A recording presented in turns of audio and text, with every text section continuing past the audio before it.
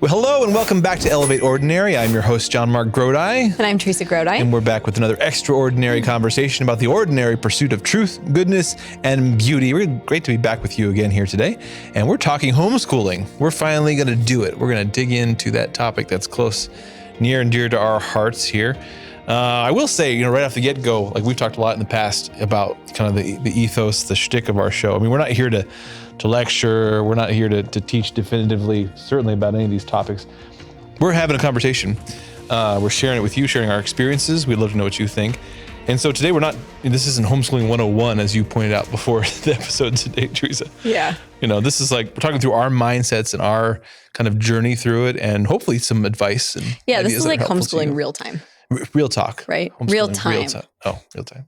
Real talk sounds like we're in our 70s.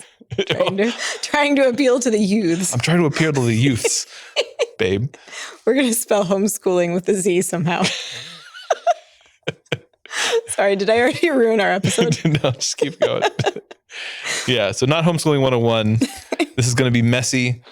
Like all the things that we do is going to be messy. Amen. But you had a couple of resources you want to share, so right off the bat. If you do kind of want a Homeschooling 101, I wanted to share these ahead of time.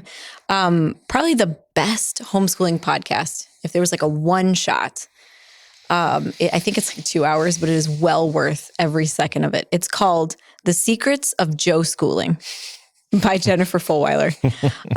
Just put that into Google. Yeah. Yeah, she's amazing. She's hilarious. She's a comedian. Catholic comedian. Yeah. And the second one, when I do give seconds, because I'm speaking hypothetically, but I really do give this one. You can find it on YouTube on the channel Norp and South. Knorp, it's like their last name, Norp and South. Unschooling Explained, Adventuring Family of 11. Unschooling Explained. And actually this couple does a long discussion about homeschooling before they even get to the idea of unschooling, and we'll talk a little bit about that later. But it's a phenomenal thinking through education and thinking through children and thinking through marriage and thinking through what you want for your children's education. So it's not just about unschooling. I think what we like about both of those resources, and hopefully, what we can do on this show today, is that more than anything, homeschooling is about kind of your mindset as a parent and as a spouse, your mindset about your family life, about your family culture, about even what education is. I think is more important than, I think people get focused on trying to recreate the system or trying to shove in, lots of curriculum rather than trying to have a bit more subtle, deep understanding about what education is and what it means to help your child grow in virtue, grow in their intellectual life. And so, again, not going to be perfect, but I think we have some helpful thoughts to share. Yeah, we've made a lot of mistakes. Yeah. And now you can make less of those same mistakes. Maybe you'll make the same ones and you won't feel alone. But don't blame us. So we were trying to think of how to start this, and we thought that maybe it would be best just to give you a right now what our homeschool looks like on a successful scheduled day. Okay. Right. So we have 6 kids, ages 11 to 9 months. And this is so we started in September. We school year round because that allows us to be more flexible and take bigger breaks when we want them and take advantage of everything that happens in the summer. That's just amazing. And that is part of our school as well. So in September, we started our school year. And so I guess take us through a day. Yeah. Okay. Sorry, you're the schedule person. Take us through a day. Yeah. So generally we get up early. I think we've talked about that before on the show, just about, we've worked at it over the years to adjust our schedule so that we get up before the kids. So we have a little bit of space to get up and pray and breathe and exercise and take some notes, stuff like that. So that's kind of a helpful start. And then usually at 7:00 in the morning is when we go to the crucifix with the kids and we say a quick morning offering prayer. And then we do chores and get ready for breakfast until about 8:00. And then what we've been doing for this past half year, and this is the first year we've done this because in the past we only had 1 or 2 older kids doing school. But this year we actually have 3 that are doing school, 3 older kids. And so from 8 o'clock to 9 o'clock before I go to work, I work on a few subjects with them, a few subjects that I have been doing over the years, as well as some supplemental stuff that I do with them. And so I give them an hour of working through some subjects with them and then assigning them, a few items that I know they can do on their own later in the day. And then I head off to work at 9. And then Teresa takes over and does, I don't know, I'm never there. So what do you do after 9 o'clock? Yeah. So before he sits down with the kids at 8, he gets our 2 youngest children, 3 and 5, into our toy room, and they're started on an activity, or they might be watching the iPad or listening to their playlist. We have a bunch of boxed activities in the closet. So we try to get one of those out, get them started, hopefully it lasts them for a little while. Yeah. And then while he's doing schooling with the kids at the table, sometimes I'm usually still cleaning up after breakfast and eating my own breakfast and getting dinner in the crock pot and all that kind of stuff. And then I will check in with the kids in the toy room. And sometimes I will do preschool or kindergarten activities with them. And I'll take the baby, the 9-month-old baby in there. She's just an excellent kid. So I can leave her in a playpen for a long time, which was not actually the case with our 3-year-old and still not the case with our 3-year-old. So I'll check in with them. Sometimes I'll do 5 minutes. Their attention span cannot last longer than 5 minutes. Something math usually, because that's all we do with kids before they're 6. We do reading and then just life unfolding. So I'll just pop in there. Maybe we'll do some teddy bear counting, little math manipulatives or something. And then I will make sure before JonMarc heads out the door and before I tag in with the kids, with the older kids, I will make sure that there is something that will keep those kids' attention, the littles' attention, for an hour. Yes. And that feels like a loss. And I know a lot of times people think, well, if I'm bribing one kid to be able to educate the older kids, it's just a loss. But there's a lot of moving pieces when you have young kids. Yep. And if you're going to homeschool and you need to give individual attention, my opinion, you need to find something that works. We have a collection of educational videos and stuff that we've used, that sometimes they'll watch in there, and it works out pretty well. And it's a way to help manage that part of the day. Yeah. And so then you go to work and I start our family curriculum, whatever I've planned during my morning time before the kids woke up. I've sat down and I've looked at what I want to do with the kids and prepared, we're doing science right now. So science experiments, which I hate, take a little bit of preparation ahead of time. So I'll get those things and I'll look over those things so that I'm not just getting angry that I didn't. And I should say, get out glass jars and sand or something. We didn't necessarily plan it this way, but I think it helps that kind of the division.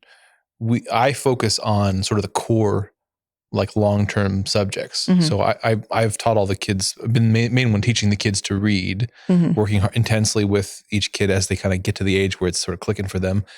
I've worked with each of them intensely with mathematics, and then a little bit with some mechanics of writing and language.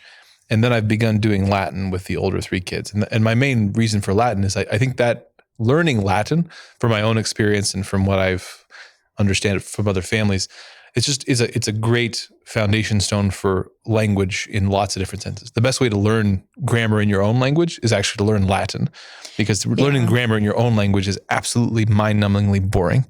And so I kind of work on those basics of kind of basically reading, writing, arithmetic, language, and mathematics. I work on those with the kids. And so that's kind of a manageable thing, but it also gives me kind of a coherence with them over time in those subjects. And that frees you up to be able to then, explore, a much more wider variety of kinds of things with them. Yeah. So JonMarc initially took over reading. So initially reading, because I just would lose patience. I would lose patience with this 3 to 5-year-old sitting on a lap trying to teach reading.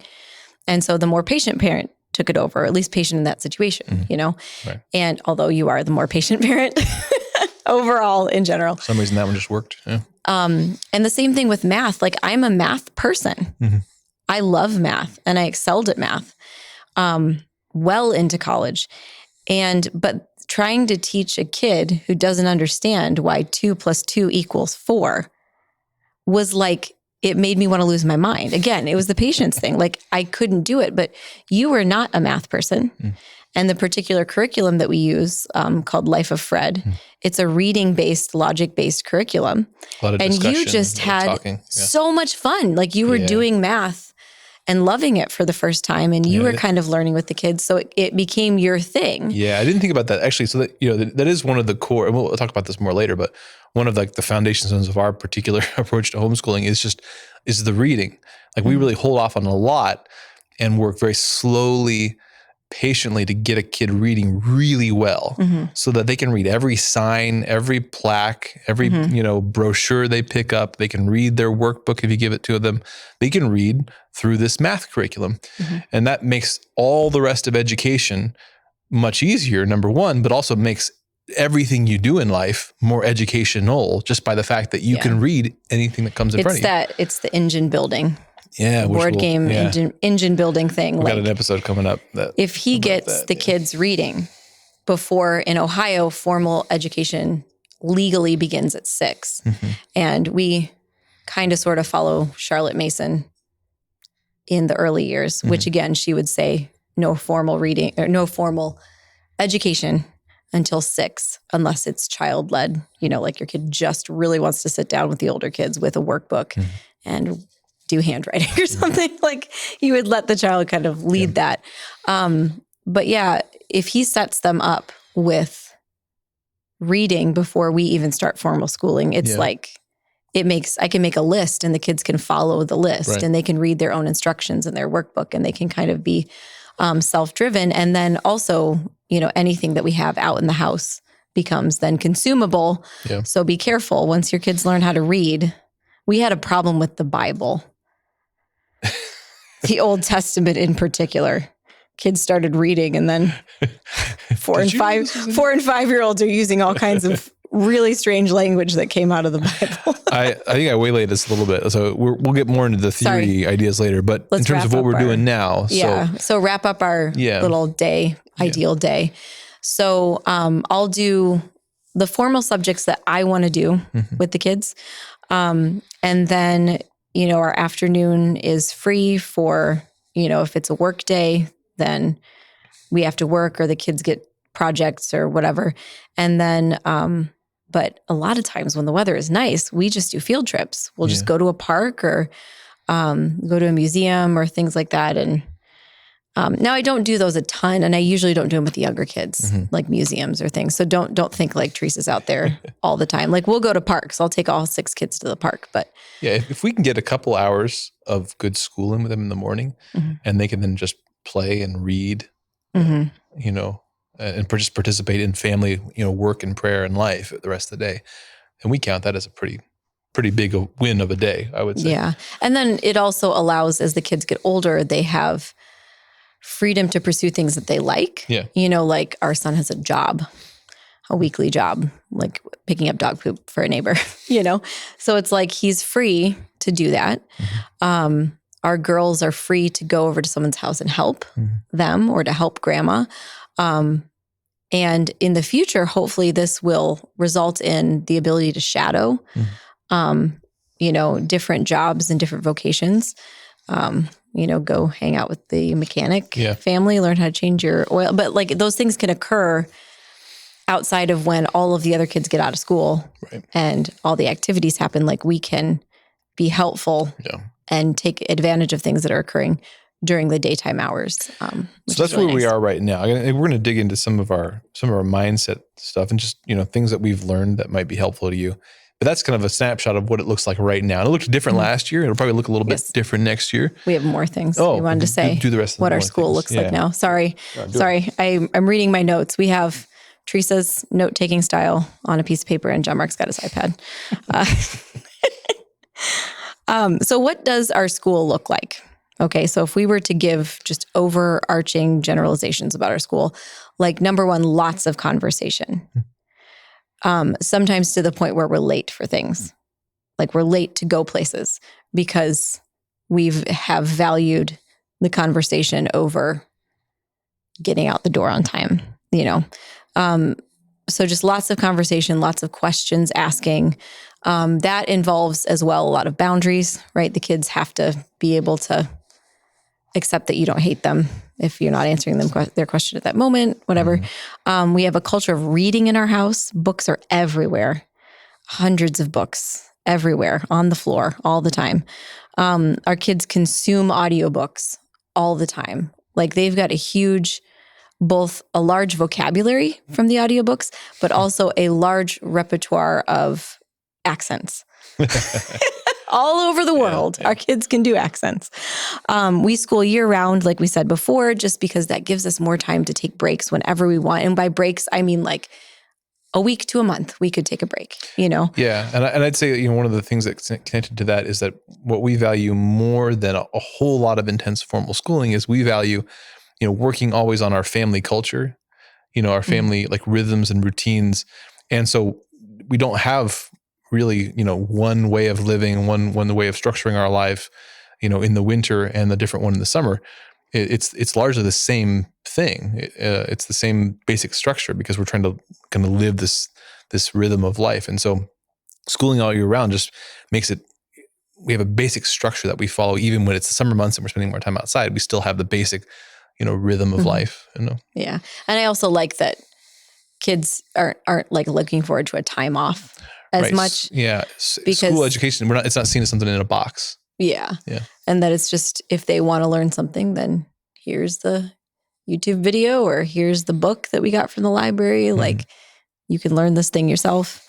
Yeah, we're on a tornado kick right now. Oh my gosh. We have 2 or 3 kids really into tornadoes for some reason. And so we've been watching videos of tornadoes. The 3-year-old wakes up and he's like, I want to watch the Joplin tornado. The Joplin. The 3-year-old, yeah. See the tornado and it's shooting. Yeah. He's really into tornadoes right now. Which is scary because we like had storms the other night and the kids were like freaking out. So again, like we said before, we don't typically do any formal schooling except reading before the ages of 6. And we just, before then, it's just a lot of being outside, endless play outside. Like they could be outside for 6 hours in the summer, spring, fall. And our family life, we do a lot of prayer together. We do all of our meals together. We're blessed to be able to do that. We have, if there's anything we do before 6, it's when they're ready. Like I usually experiment with each kid a few times to kind of, are they really ready to do this reading program? And sometimes we dive into it. Sometimes I decide to wait, another half year or so. But if anything, we really work on the reading. But that's the only real formal thing that we work on. And we bribe heavily for the reading. I mean, heavily. Yeah. With one kid, he wanted a Paw Patrol tower. And he like sped through reading and he was done reading. Like he could read at the age of 3.5. Like he could read Bob books at the age of 3.5. Right. Our next child, she just wasn't ready. We kept trying. Yeah. And she was happy to sit on our laps, but she just, was just kind of all over. We gave her some time. And she didn't end up reading until like 5.5 or maybe even starting reading at 5.5. Now she's a great reader. Yeah. And she's a wonderful reader. Yeah. And an excellent speller too. Yeah. But all 3 of the older kids now, again, they all really picked up reading at different times, but we did work hard with each of them when they were ready. And now, on any given evening, everybody can be out with a chapter book in the front room reading together. Yeah. When we do family prayer together, any of them can read the parts. Or participate. They all have many novels that they've already started writing. Right. So it's not like reading flows over into like the desire for writing and the desire for creating. It's incredible. I never actually could have predicted that. So, and kids' bribes are different, right? The one kid wanted a Paw Patrol tower. The other kid wanted like words of affirmation. Like that's what got her reading. She just wanted to be praised. And eventually we gave her a pizza party. But then the other kid coming up next was like, I want that same pizza party. And she, plugged through the reading. So everybody's bribe is different. Bribe. We go with a better word for incentivized. Carrot. There we go. Yeah. Bribe. That's right. Same thing. So we use Life of Fred for math. So we can't really give any, that's a particular curriculum written by one author. We'll link to it, yeah. We'll link to it. And he's like an intense, amazing mathematician, and it goes all the way through pre-reading up to calculus. So you can do everything in between. Too, yeah. And it's reading based, and the kids really learn. Like, we've got 3 really different learners, and they really learn from it. So we've really liked Life of Fred. So we can't really give any advice or thoughts on anything else. Well, one of the things I can't, I think you've described it before. I don't have the literature on it, but there's a type of book that's described as like a living book, living reading. And the point is, there are some books that are written by committees, textbooks, written by committees, and they're really boring. Well, more than one author. Yeah. Right? Yeah. Whereas you have other books that are written by a particular author, and it is a conversation with the author. You hear or an their immersive voice. history or something like that. Yeah. So this is definitely that. And so it builds on the reading, but it's a conversation with basically a nutty math professor who's a really interesting guy. And so that yields a lot of good, not just math, but all kinds of other exploration through that math curriculum. Yeah. Yeah. We also, this is just an aside, this is what we do. Like, we also hold off on science, like formal science, for a while, except through living books and through just being out in nature, answering specific questions. Because we noticed early on that, like, as soon as a kid understood why it happened, their attitude changed towards it. I'll just give an example. Like, our son was in the car, and one of the kids was like, "Look at the clouds. There are animals in the clouds. Look how pretty they are." And our oldest, who was probably like 5 at the time, who was, a reader for 1.5 years already, he was like, "Oh, those are just crystals of water, blah, blah, blah, up in the sky that are held up." And he was just like, it's like he had science in his back pocket. He had the whole world in the sky in his back pocket. And he was just like, "That's what it is." And I was just like, I don't want to do that to my kids. I want them to, when they're kids, to just feel like the world is big and exciting and interesting, and just full of never ending, like, clouds are these never ending thought processes that you can think about. Science can come later, and it comes naturally and intuitively. Well, and even that, I mean, this is a tangent here, but that along with our science nowadays from our modern culture, we also absorb a particular philosophy about the world, because again, even that demythologizing, or that reductionism of this is actually merely just this, that's not necessarily part of science proper, but it is an attitude that's all around us in the world, and it's picked up really easily because it's in all of our TV shows and books and everything. And so science at this age is really unnecessary, and it's actually counterproductive to real science, because real science is a desire to understand and know the world as it is. And if you jump into the formal mechanic science too quickly, it can contribute to this reductionism and this decreased curiosity in the world. And most of what kids learn in science early on is just really unnecessary. They're memorizing a lot of facts that they quickly go on to forget. At the same time, many kids aren't learning to read really, really well, or do mathematics really, really well, or communicate, to use language really, really well.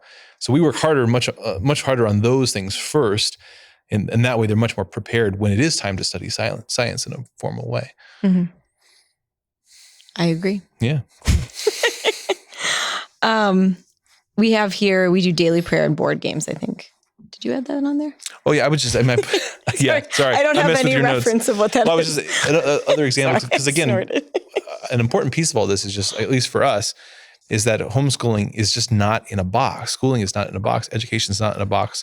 We don't ever want our kids to begin to think of learning as something that just happens in this narrow box we call school. No, it's just part of our whole life.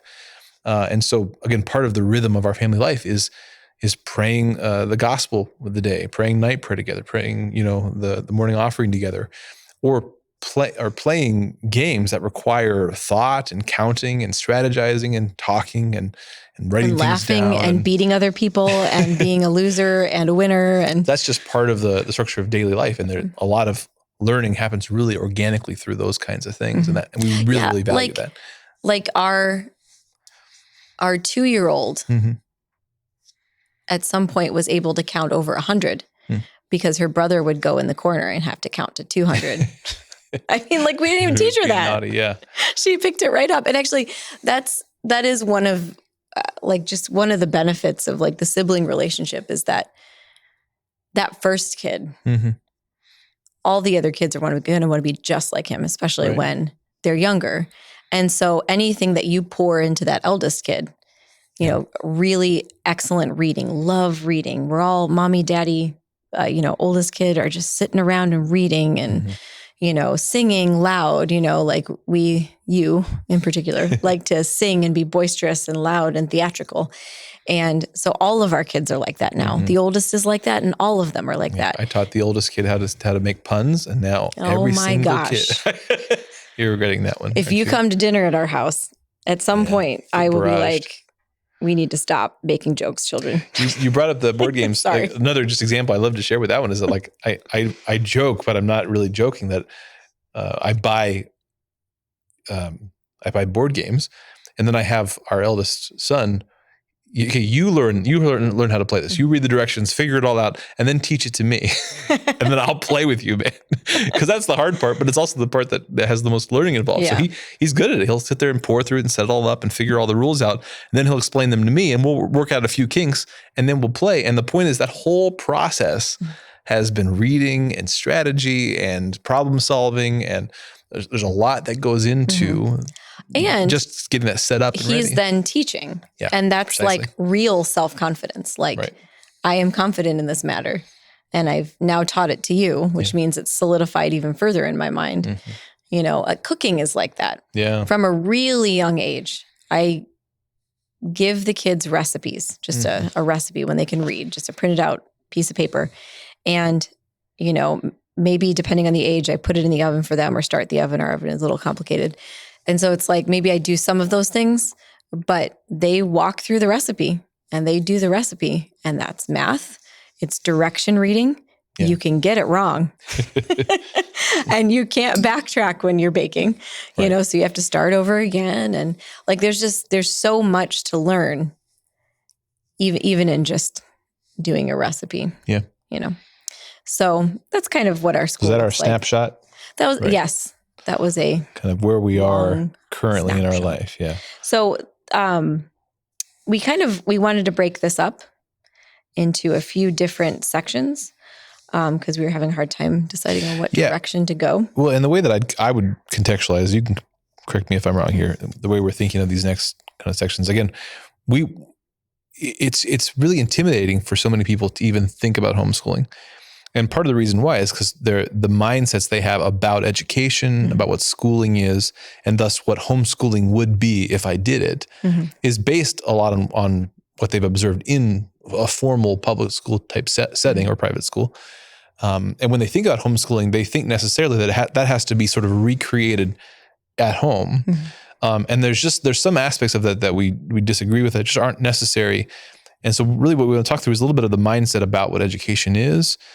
And how you kind of approach this homeschooling, even experimenting with it in your family, is actually not the big deal that you might think that it is. And so a couple of the areas we wanted to just kind of think through is think like as part of that process. Well, can we first give you were homeschooled? Oh, sure. Yeah, I was homeschooled.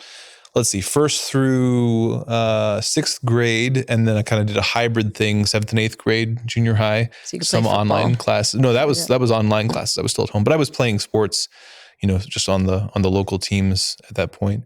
And then I did a couple years in public school because at that point you couldn't, as a homeschooler, play school sports in high school. I think that's changed now. That's largely changed. I've heard that's changed now.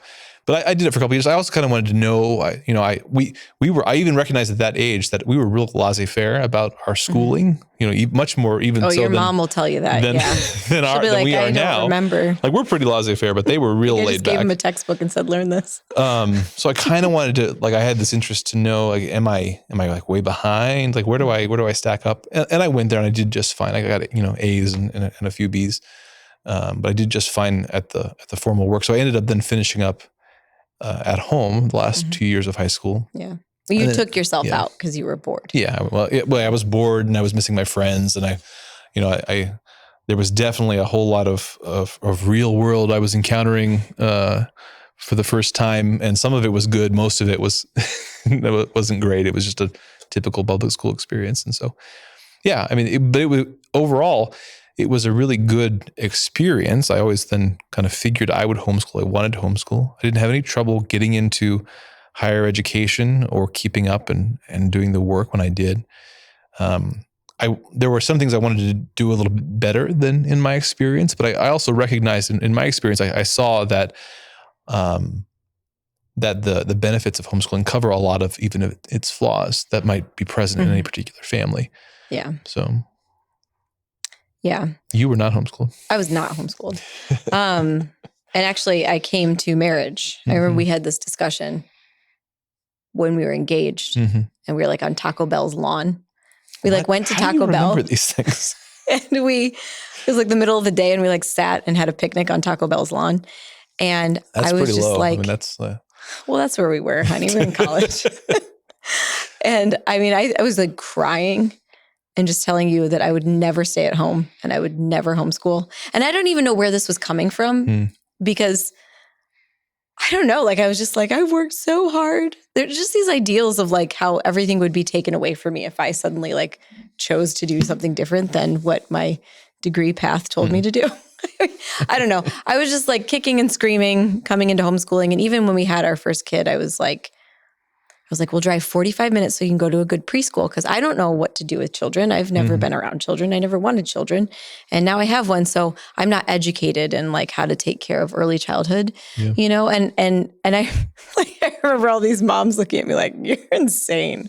Like, you know how to take care of a kid. Don't worry. They're fine. They'll be fine. But I just kept thinking like, I don't know what to do with young kids. I don't know what to do with young kids. I've never thought about them before. But then I can't remember what the exact chink in my armor was. I think it was realizing that like putting kids in calendar ages, like dividing kids by their calendar age was like not a good idea. And it made sense that a lot of bullying occurred. And it makes sense that like kids don't get the education. I don't know. That was like the chink in the armor. Something started you thinking. Yeah. And so then I was like, well, maybe I can do preschool at home so we don't have to spend a bunch of money and like enroll our kid in a thing and gas and all that when we were like below the poverty limit at that time. Like it didn't make sense financially, you know? Yeah. And then our kid was just so amazing. Yeah. He was just so real, like a real person from the time he was born. And just like watching him be interested and create and, you know, even take hangers out of a paper bag was like interesting. He was just continuously interesting. And I didn't want to farm that out yet. Yeah. Well, also, I think even though clearly, as you mentioned, as we were coming into marriage, a lot of your own baggage was coming out, you know, and worries about the future and about the structure of family life. And we just, you know, we talked through a lot of that. Some of it, like I think the homeschooling thing, we sort of just kind of trusted, like God will work this out. Yeah, you never pushed. Yeah. You never pushed and you didn't really bring it up again. But we did decide early on somehow, like we really kind of committed to, like we're gonna be a single income household. Yeah. And what that allowed us to do is that from the early on in our marriage, we began to fall in love with home life and our family culture and kind of again, the rhythm and the beauty of our home. Like that became something that we just loved. And so like all kind of decisions then after that kind of began to flow out of this, trying to build that and understand that. And the single income thing, that might have been the single most important decision we fell into. Right. And we started out real poor. I mean, when we made this decision for me to stay home, you were making like $10 an hour. Yeah, I mean, we made sacrifices. We were well below the poverty line. But it also made for great experiences. I mean, our first little tiny apartment, I guess I have the fondest memories of that. We flipped a lot of furniture. We flipped furniture for a while. You flipped electronics. Yeah, that was fun. Yeah. So we didn't make this decision. I hate, gosh, like this like squeezes my heart and makes me all kinds of sad when I hear this. When people say that like staying home or educating your child is a luxury or a privilege? First of all, I'm a historian. Staying at home is the most practical thing that any woman has ever done throughout all of history. because you are capable of all of these things that you would pay an exorbitant amount. Exorbitant amount. She wasn't homeschooled, folks. I wasn't homeschooled. Sorry. Sorry, go ahead. So like that you would just pay so much money for it. Like when we were considering me getting a job at one point, I was like, well, we'd have to pay for gas. We'd have to pay for childcare. We'd have to pay for formula. We'd have to pay for food because I wouldn't be able to make our food the way I was making it at that time. Like there were all of these things that were going to have to change. And I was like, I actually don't want that change. Yeah. You know, I would rather just not have that second income and keep things centered around our home. You know, and one thing we should have probably mentioned earlier, not like a half an hour into this, is just that obviously we're doing an episode on homeschooling. You know, like this isn't the end all be all for everyone. We do believe a lot of things about the family and about the home and about marriage. Certainly, normal school, as we might call it, like it really works well for some people. Making a different choice for your children's education. But what we would say is that even so, right? Like the commitment to the single income was really helpful, even if we hadn't homeschooled, because like from the beginning, we were able to be much more committed to our home life and building our family culture and making free decisions, because I wasn't strapped to a second job, you know, your job probably being primary, my job being secondary. We weren't strapped to like a school system that we were putting the kid in, or a daycare system that we were putting the kid in. Like we weren't beholden to other people's systems. Right. We were able to learn each other, learn kind of like feel around and see what we wanted for our family life, what we wanted for our culture, what we would dream of the future, without including anyone else in that. And by anyone else, I mean any other system. Right. So I think even if you do have two incomes, pretending like you have one is a good challenge for the first few years of marriage, because it makes you free. Yeah. You know, because you still have to be the driver of your family culture, of your marriage, of your kid, of your parenting, even and especially actually if your kids are involved in a school system, you actually have to work extra hard, I think, to be in their lives, to build the family culture, to build the family relationships, to maintain those, because you have just less time in your kids' lives. You have to work more around that. So again, the point is that like you want to start as early as you can in your marriage and your family life to begin building a life that allows you to live more life together as a family, especially in anticipation of things getting busy or messy later on. Yeah, we'll do a Q&A later. We asked a lot of questions, or we solicited questions, and we received a lot of questions. But I would have to say, like, the number one question I get is like, how do you do it? I don't know how you do it. And I'm just sitting here thinking like, I don't know how you get shoes on your kid and coats on your kid every day and get out the door at the same time and then sit in school drop-off line for 45 minutes and not run someone over. I couldn't do it. I don't know how you do it. So, I mean, it's definitely my temperament works well with not trying to get the children out of the house every day. That's like an added bonus to homeschooling. Yeah. Is that I don't have to go through that ordeal every day. And maybe that's lazy. Maybe I would grow in virtue if I did. I don't think I would grow in virtue if I did. I think I would grow in vice. But that's just me. Yeah. So that's, I mean, some of our background. And now we're, sort of, I'd say 4 or 5 years into. Oh, yeah. Yeah. So I went to school from the time I was in pre-K all the way through my master's. And I had a great experience. I didn't have any negative social experiences. From the time school finally clicked, maybe around junior high, I don't know, straight A's, always overachiever, always taking a higher course load. I mean, like super overachiever. So I didn't have a negative experience. I had a really positive experience. But as I'm learning myself as a teacher, I'm recognizing the kind of baggage from being an ultra overachiever in Well, that doesn't matter. That's Teresa's own problem. So yeah, I was not homeschooled. So what you're saying is you're not at all qualified to be teaching your kids. I'm not. No, after and do math. Oh, this is an example. With all that. Yeah, this is an example I was going to give later. Where was I going to give this example? It is a funny thing. We'll just say it. We'll just say it now. This will be our transition into the next three things. Okay. So I was at the grocery store. Yeah. And this lovely high school girl, and she was I don't think she knew what the heck was going to come out of my mouth when she asked this sweet question. I mean, she was not being mean. She was like, wow, you homeschool. Like, I always wonder, like, how do you feel that you're qualified to teach these kids? And I'm thinking to myself, and I didn't think to myself, I thought out loud at her, and I feel bad. It was a nice conversation. It wasn't an evil conversation. It wasn't a yelling conversation. But I was just like, well, I went to school from the time I was in preschool all the way through my master's degree. I've got over 20 years of education. If I'm not qualified to teach my children an elementary education, then I'm not going to put them into that system of 20 years of a waste of my time. I can't even teach like basic math and basic reading.